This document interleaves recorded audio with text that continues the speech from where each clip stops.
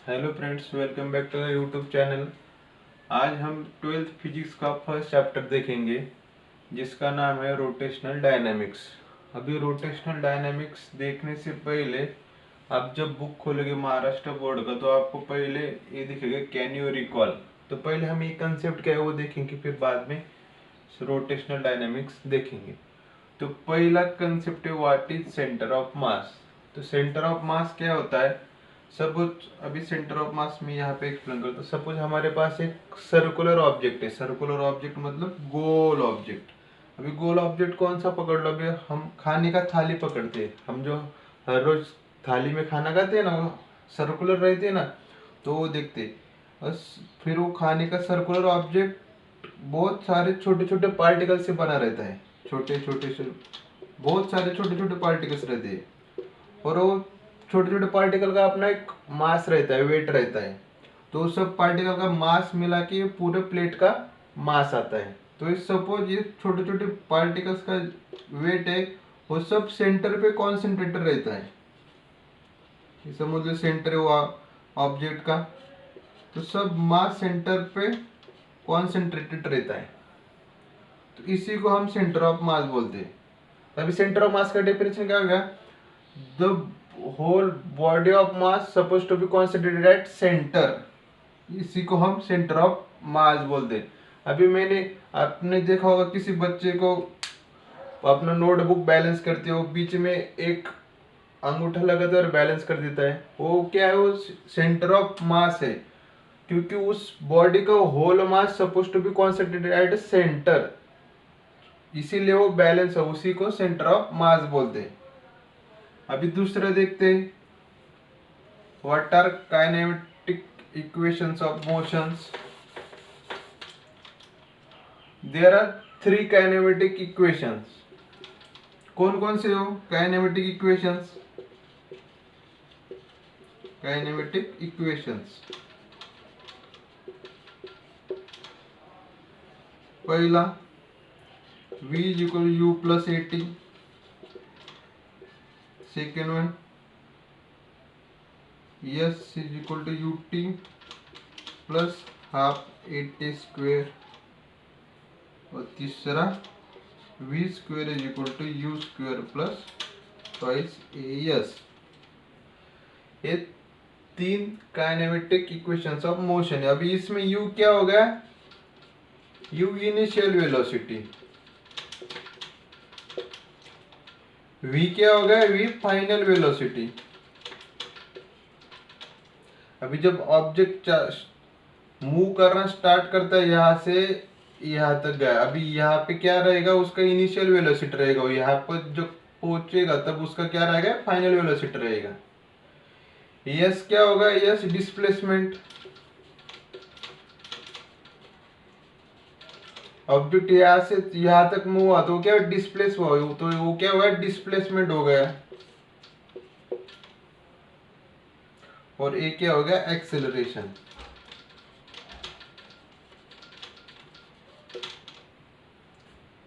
ये तीन kinematic equation है मोशन के, वो आप ध्यान में रखो। तीसरा है what is real force and what is pseudo force. तीसरा कंसेप्ट है what is real force and what is pseudo force. First हम देखते हैं रियल फोर्स।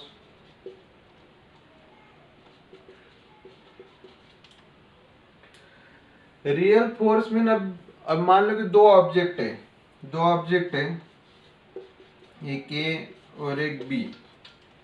ये जब ऑब्जेक्ट दोनों एक्चुअल में फोर्स अप्लाई करेंगे, मान लो ये जाने दो, अब एक बॉडी ए, एक बच्चा है, उसने ये बॉडी को फोर्स लगाया तो ये बॉडी डिस्प्लेस हुआ यहाँ पे। तो ये फोर्स हमको दिख रहा है ना, एक बच्चा है उसने ये बॉडी को यहाँ से ढकला तो यहाँ तक गया। इस फोर्स को हम क्या बोलते हैं? एक्चुअल फोर्स बोलते हैं। The force which occurs due to interactions of two object. जब एक्चुअल में दो ऑब्जेक्ट आते हैं और फोर्स अप्लाई करते हैं, उसी को हम रियल फोर्स बोलते हैं। अभी दो गाड़ी का कोलिजन हो गया, समझ लो एक कार है और एक बी कार है, एक ये यहाँ से आए और एक यहाँ से आए, दोनों में कोलिजन हो गया, एक्सीडेंट हो गया, तो दोनों बॉडी फोर्स अप्लाई करेगी, ये बॉडी इस पे फोर्स अप्लाई करेगी और ये इस पे फोर्स अप्लाई करेगी। तो एक्चुअल फोर्स वो हमको दिख रहा है ना, इसीलिए हम उसको क्या बोलते हैं, रियल फोर्स। रियल फोर्स ये सब न्यूटन्स के लॉ ओबे करता है, न्यूटन्स के सभी लॉ ये ओबे फॉलो करता है, इसी को हम रियल फोर्स बोलते हैं। अभी सेकंड है व्हाट इज सूडो फोर्स।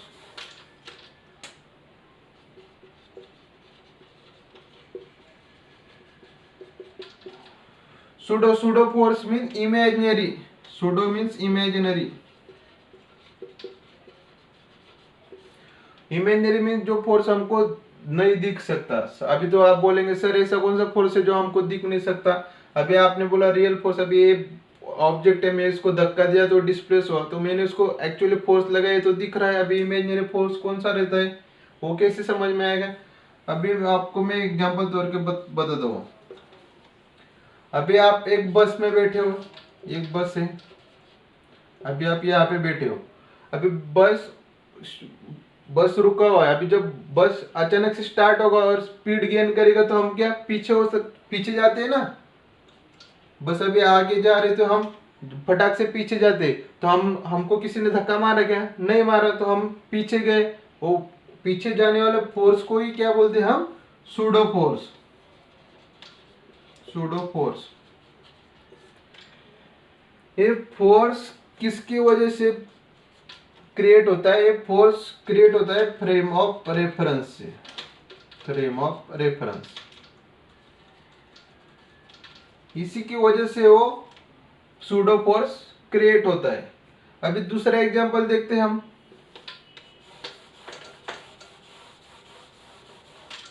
अभी आप किसी ट्रेन में बैठे हो और ट्रेन में बैठे हो, आपने एक कॉइन उछाला, आप यहाँ पे बैठे हो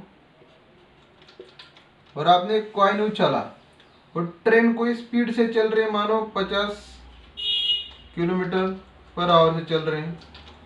अब भी आपने कॉइन उछाला तो वो कॉइन कुछ देर के लिए हवा में रहेगा ना, उसी टाइम ट्रेन तो चल रही है, ट्रेन आगे जा रही है, आपने कॉइन उछाला, कॉइन थोड़ी टाइम के लिए हवा में रहेगा, तब तक ट्रेन आगे निकल जाना चाहिए और कॉइन पीछे गिरना चाहिए। लेकिन ऐसा होता है कि नहीं होता, वो कॉइन भी हमारे साथ आगे ही गिरता है।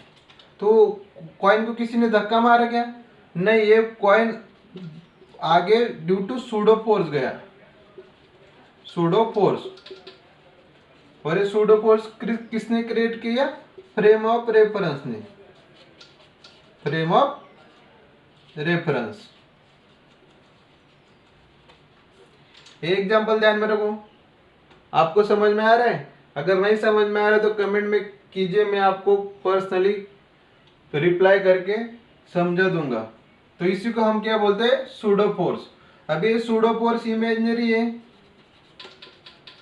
तो ये न्यूटन्स के लॉ ओबे नहीं करता, न्यूटन्स के लॉ ओबे नहीं करता। और रियल फोर्स क्या देखा था, रियल फोर्स न्यूटन्स के लॉ ओबे कर रहा था। तो ये ध्यान में है, रियल फोर्स और सूडो फोर्स। रियल फोर्स हमको दिखता है, सूडो फोर्स हमको नहीं दिखता है, बेसिक बताया जाए तो। रियल फोर्स न्यूटन्स के लॉ ओबे करता है, सूडो फोर्स न्यूटन्स के लॉ ओबे नहीं करता। अभी 3 कॉन्सेप्ट हो गया। अभी हम आते हैं हमारे मेन पॉइंट पे, व्हाट इज सर्कुलर मोशन। ये यहाँ पे लिख देता हूँ, व्हाट इज सर्कुलर मोशन।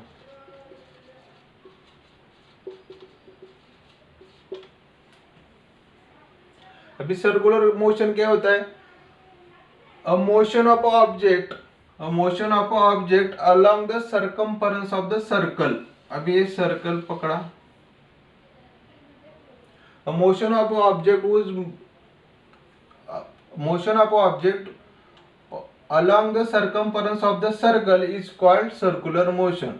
अभी एक ऑब्जेक्ट है यहाँ पे, ये यहाँ से मूव करना स्टार्ट किया, यहाँ से यहाँ तक गया बी, और यहाँ से कंप्लीट होके फिर से ए पे आया। तो ये क्या, motion of a body along the circumference of the circle. इसको क्या बोलते हैं हम? Circumference, circumference of the circle, इसी को हम सर्कुलर मोशन बोलते हैं। Motion of object along circumference of a circle is called circular motion.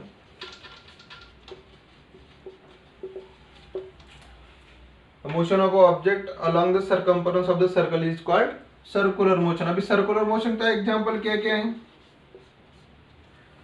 अभी हमने एक दोहरा लिया और उसको हमने एक पत्थर स्टोन बांधा, और उसको हमने एक स्ट्रिंग लिया, उसको पत्थर बांधा और हम उसको गोल गोल घुमा रहे हैं। तो गोल कैसे घूमेगा? वो सर्कुलर पाथ में घूमेगा ना। ये स्ट्रिंग हो गया और ये स्टोन हो गया, हम उसको ऐसे घुमा रहे, गोल गोल गोल गोल गोल गोल, तो उसका मोशन क्या होगा? सर्कुलर मोशन हो गया। String tied to stone. अभी दूसरा एग्जांपल देखा दो। अभी हमारा अर्थ है, ये समझ लो ये अर्थ है, वो किसके बाजू में घूमता है? सन के बाजू में। आपको ये सन पकड़ लो, तो हमारा अर्थ जो है उस सन के आजू बाजू ऐसा सर्कुलर मोशन करता है। तो ये अनदर एग्जांपल हो गया सर्कुलर मोशन का। अर्थ मूव्स अराउंड सन, ये दूसरा एग्जांपल है सर्कुलर मोशन का। अभी स्टोन, हम अब एक पत्थर हमने ये दोहरे को बांधा और हम गोल गोल घुमा रहे हैं। अभी गोल गोल घुमा रहे हैं तो ये स्टोन किसी पॉइंट की बाजू में अपना सर्कल राउंड कंप्लीट कर रहा है ना। तो ये स्ट्रिंग बांधा है, ऐसे गोल गोल घुमा रहे हैं, तो ये इसके बाजू में अपना गोल सर्कल कंप्लीट कर रहा है ना। वैसे ही अर्थ एक सन को सेंटर मान के उसके अगल बगल सर्कल कंप्लीट कर रहा है। तो हम सन को क्या बोलते हैं? Axis of rotation. Axis of rotation. यहाँ पे भी क्या हो गया? स्ट्रिंग, हमने पत्थर को बांधा और पत्थर गोल गोल घूम रहा है, तो किसके अलॉन्ग वो गोल गोल घूम रहा है? स्ट्रिंग के अलॉन्ग। तो स्ट्रिंग के यहाँ पे जो सेंटर रहेगा, जो पॉइंट रहेगा, इसको क्या बोलेंगे? Axis of rotation. Axis of rotation. अभी सर्कुलर मोशन में क्या होता है? हमारे ऑब्जेक्ट है और एक्सिस ऑफ रोटेशन, तो दोनों अलग अलग रहता है। अभी ये स्टोन है और ये एक्सिस ऑफ रोटेशन है, तो एक्सिस ऑफ रोटेशन ऑब्जेक्ट के बाहर रहता है, वो ऑब्जेक्ट में नहीं रहता। यहाँ पे भी देखो, अभी एक्सिस ऑफ रोटेशन हमारा सन है, उसके अगल बगल हमारा अर्थ घूम रहा है, तो अर्थ के बाहर ये क्या है? एक्सिस ऑफ रोटेशन है। एक्सिस ऑफ रोटेशन वो हमारे बॉडी के ऑब्जेक्ट के बाहर है। यहाँ पे भी देखो ये स्टोन है, हमारा एक्सिस ऑफ रोटेशन का है, बाहर है। इसी को हम सर्कुलर मोशन बोलते हैं। अभी सर्कुलर मोशन हो गया। अभी दूसरा देखते हैं हम, what is rotational motion.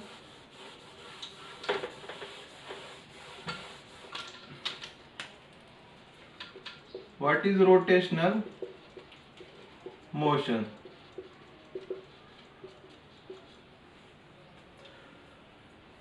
Rotational motion is a motion of object around the axis which is passes through that object. अभी एग्जांपल के तौर से हम देखते हैं। अभी आपने सबने फोर व्हीलर देखा है, उसके पहिए देखिए, आगे का पहिया और एक पीछे का पहिया। दूसरा देखा, एक आगे का पहिया और एक पीछे का पहिया। ये क्या है? रोटेशन मोशन का एग्जांपल है। Vehicle, wheels of the vehicle. अभी क्या है? अभी ये व्हील्स गोल गोल घूम रहा है, ये गोल गोल घूम रहा है, ये भी गोल गोल घूम रहा है, कि लेकिन कहाँ पे घूम रहा है? एक्सिस के अलॉन्ग घूम रहा है। ये axis of rotation, axis of rotation, और वो axis of rotation in object के बीच में से पास हो रहा है। समझ में आ रहा है ना, इसी को हम रोटेशनल मोशन बोलते हैं। अभी दूसरा एग्जांपल देखेंगे, फैन। अभी फैन पकड़ लो, इसका एक पाता, इसका एक पाता, इसका एक, ये 3 ब्लेड है फैन के। ये फैन गोल गोल घूम रहा है, तो ये क्या होगा, इसका axis of rotation, axis of rotation, वो जो बॉडी के बीच में से पास हो रहा है, तो इसको हम क्या बोलते हैं, रोटेशनल मोशन। अभी हमने सर्कुलर मोशन में देखा था, हमारा एक्सिस ऑफ रोटेशन कभी बाहर रहता, ऑब्जेक्ट के बाहर रहता था। ये ऑब्जेक्ट था हमारा, ये स्टोन था और ये स्ट्रिंग था।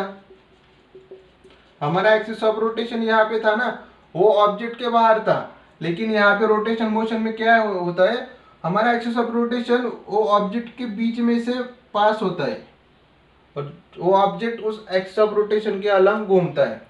अब एक्सिस ऑफ रोटेशन ये हो गया व्हील्स ऑफ व्हीकल्स, ये देखो ये गोल गोल घूम रहा है, किसके अलग है, एक्सिस ऑफ रोटेशन के अलग। अभी अपना फैन पकड़ लो, फैन में जो बीच में जो डंडा रहता है और इसमें से ये तीनों ब्लेड उसके अलग घूमते रहते हैं। तीसरा पकड़ लो, अब तीसरा एग्जांपल पकड़ लो, क्लॉक। क्लॉक में से एक बड़ा कांटा रहता है, एक छोटा रहता है और एक मिनट कांटा रहता है। ये इसके अलग, ये एक्सिस ऑफ रोटेशन के अलग घूमते रहते हैं, एक्सिस ऑफ रोटेशन के अलग। और एक्सिस ऑफ रोटेशन क्या है, वो बॉडी के बीच में से पास हो रहा है, एक्सिस ऑफ रोटेशन उसके बीच में से पास हो रहा है। तीसरा एग्जांपल क्लॉक। ये समझ में आया आपको, रोटेशनल मोशन और सर्कुलर मोशन। ये बेसिक डिफरेंस है रोटेशन और सर्कुलर मोशन में।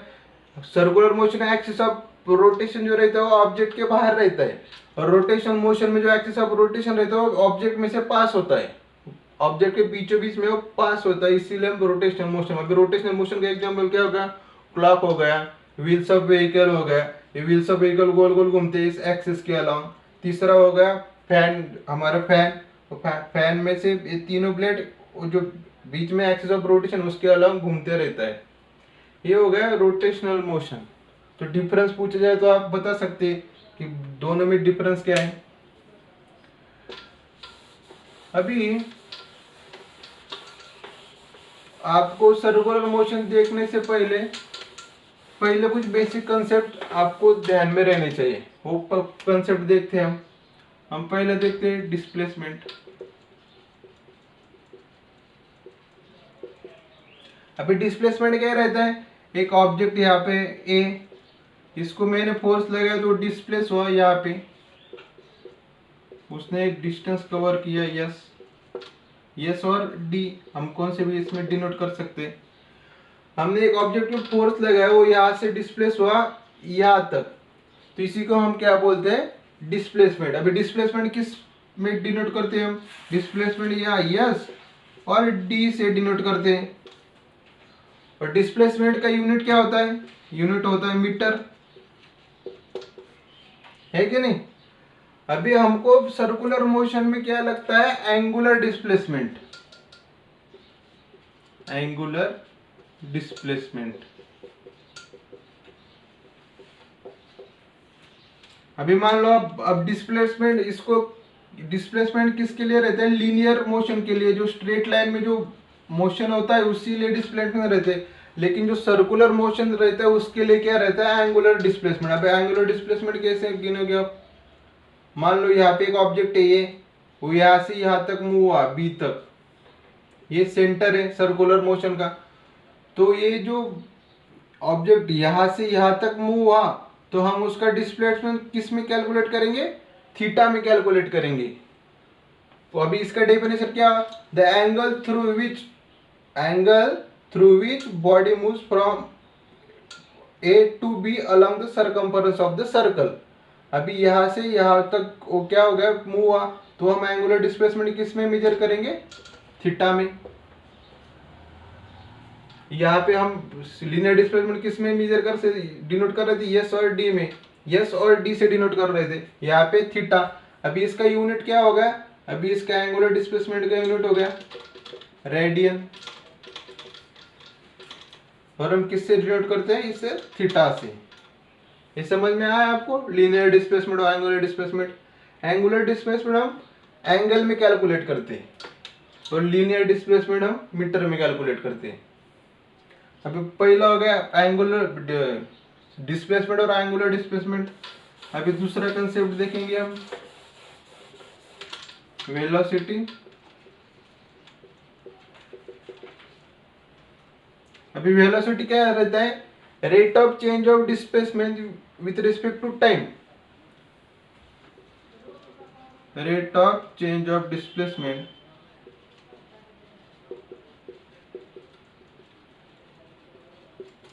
With time is called velocity. अभी rate of change of displacement, अभी रेट ऑफ वेलोसिटी किससे डिनोट करते हैं हम? वी से। वी कैसे? Rate of change of displacement, displacement क्या होगा? Yes with respect to time. ये क्या हो गया? वेलोसिटी। तो वेलोसिटी का यूनिट क्या होगा? वेलोसिटी का यूनिट, अभी यस डिस्प्लेसमेंट, डिस्प्लेसमेंट हम किस में? मीटर में मेजर करते हैं और टाइम सेकंड में। तो वेलोसिटी की यूनिट क्या है? मीटर पर सेकेंड। इसीलिए यहाँ पे एंगुलर वेलोसिटी।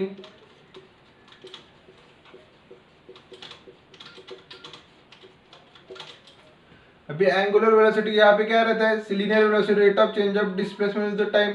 अभी यहाँ पे क्या रहेगा? Rate of change of angular displacement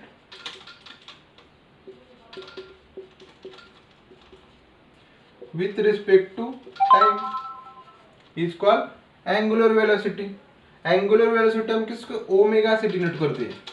ये W को एंगुलर वेलोसिटी, सर्कुलर मोशन में क्या बोलते हैं? इसको ओमेगा बोलते हैं।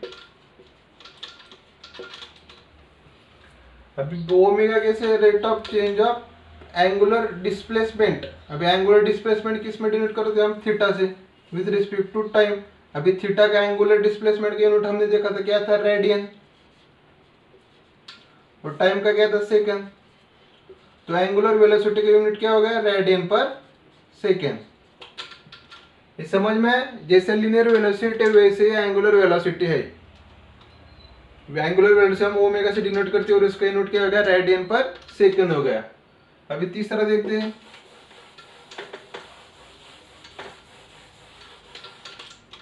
एक्सेलरेशन।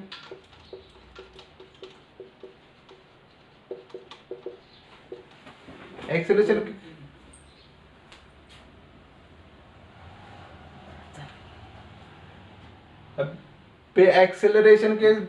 एक्सेलरेशन के डेफिनेशन क्या रहता है? रेट ऑफ चेंज ऑफ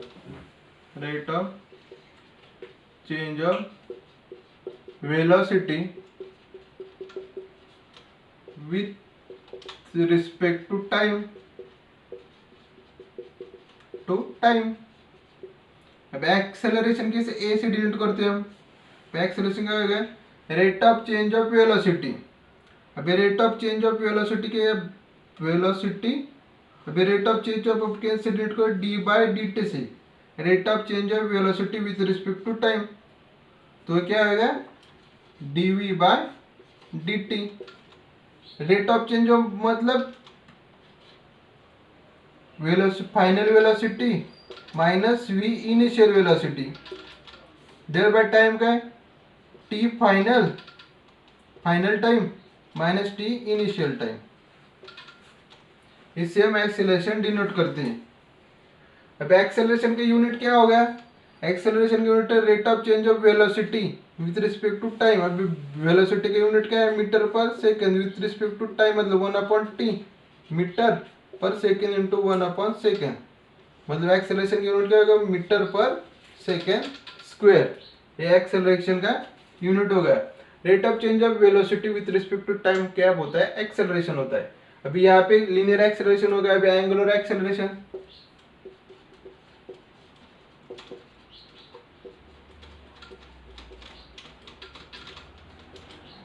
अभी क्या है? Rate of change of velocity, अभी यहाँ पे क्या रहेगा? Rate of change of angular velocity with respect to time. Rate of change of angular velocity with respect to time is called angular acceleration. Angular acceleration alpha से denote करते हैं। इस symbol को क्या बोलते हैं? अल्फा। एंगुलर एक्सेलरेशन अल्फा से denote करते हैं, तो अल्फा क्या होगा? Rate of change. Rate of change मतलब हम डेरिवेटिव निकालते, तो rate of change d by D t किसका है? Rate of change of angular velocity with respect to time. Angular velocity क्या होगा? D omega. तो अल्फा क्या होगा? D omega by D T. ये ध्यान में रखो, ये हमारे प्रॉब्लम सॉल्व करने में काम में आएगा। अभी रेट ऑफ चेंज मतलब omega final minus omega initial divide by T final minus T initial. ये हो गया अल्फा। इसको क्या बोलते हैं? Angular acceleration. अभी एंगुलर एक्सेलरेशन का यूनिट क्या होगा? एंगुलर एक्सेलरेशन का यूनिट होगा, अभी क्या है?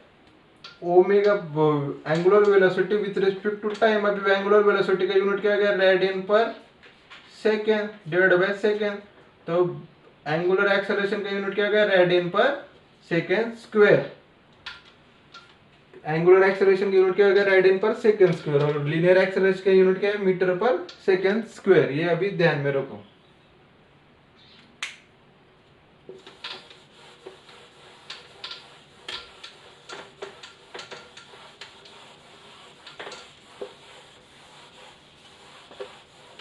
अभी हमने यहाँ क्या क्या देखा?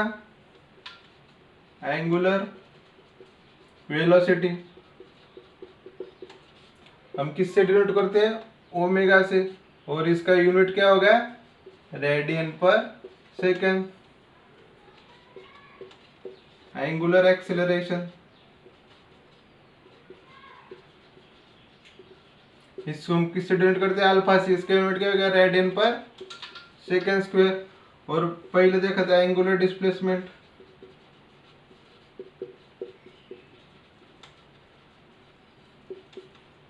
ये थीटा। तो ये एंगुलर डिस्प्लेसमेंट किससे डिनोट करते हैं? थीटा से। इसके यूनिट क्या हो गया? रेडियन। अभी क्या हम एंगुलर डिस्प्लेसमेंट इसको हम rate of change of angular displacement मतलब क्या होगा? D theta by D T. ये क्या होगा? Angular velocity. For rate of change of angular velocity, rate of change में D by D T, rate of change of angular velocity omega by D T. ये क्या होगा? Angular acceleration. मतलब हम displacement का डेरिवेटिव लेते हैं तो हमको एंगुलर वेलोसिटी मिलता है, और एंगुलर वेलोसिटी का हम डेरिवेटिव लेते हैं तो हमको एंगुलर एक्सेलरेशन मिलता है। सिंपल। अगर डिस्प्लेसमेंट चेंज होगा तो एंगुलर वेलोसिटी चेंज होगा, अगर एंगुलर वेलोसिटी चेंज होगा तो एंगुलर एक्सेलरेशन चेंज होगा। ये ध्यान में रखो। डिनोशन इसका सिंबल ध्यान में रखो। एंगुलर डिस्प्लेसमेंट थीटा से, एंगुलर वेलोसिटी ओमेगा से, एंगुलर एक्सेलरेशन अल्फा से। इनके यूनिट डिस्प्लेसमेंट का रेडियन, वेलोसिटी का रेडियन पर सेकंड, और एक्सेलरेशन रेडियन पर सेकंड स्क्वायर।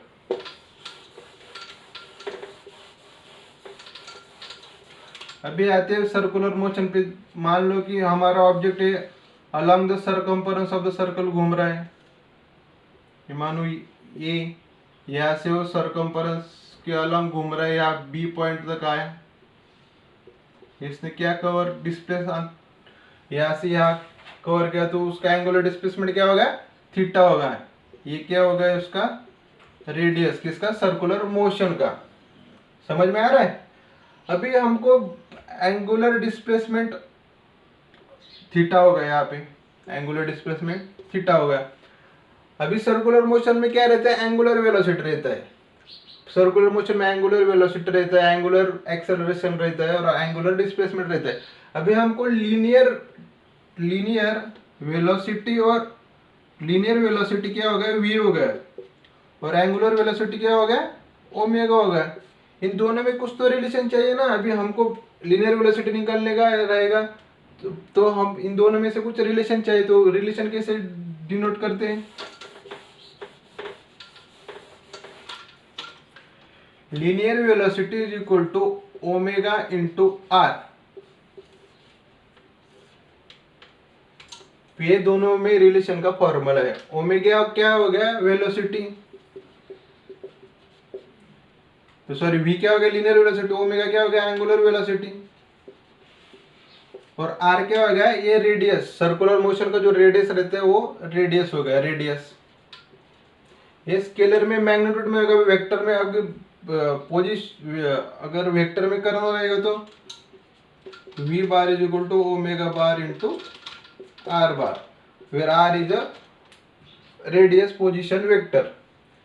ये दोनों में से रिलेशन का फॉर्मूला ध्यान में रखो, v is equal to w into r. अभी जो लीनियर वेलोसिटी रहता है वो ऑलवेज टेंजेंशियल रहता है जो सर्कुलर पाथ है। अभी यहाँ का जो अभी ये पॉइंट का जब हमको लीनियर वेलोसिटी निकालना रहेगा तो ऑलवेज ये टेंजेंशियल रहता है सर्कुलर पाथ में। अगर बी पॉइंट का भी लीनियर वेलोसिटी निकालना रहेगा तो ये यहाँ पे टेंजेंशियल रहेगा सर्कुलर पाथ के अलोंग।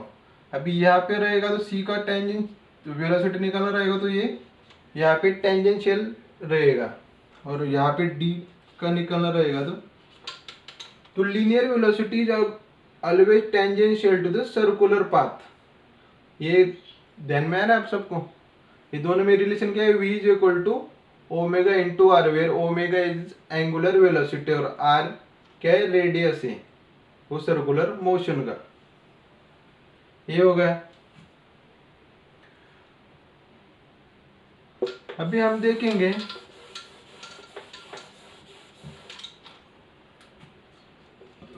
व्हाट इज यूनिफॉर्म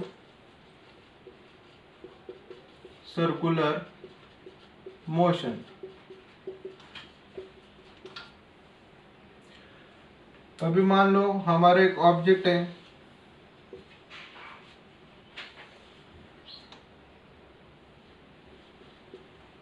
ये वो यहाँ से सरकमफेरेंस सब सर्कल में घूमना चालू किया तो यहाँ पे आया बी पॉइंट पे, तो इसने क्या किया एक angular displace of point A से पॉइंट बी तक। अभी ये क्या हो गया तो रेडियस आर हो गया।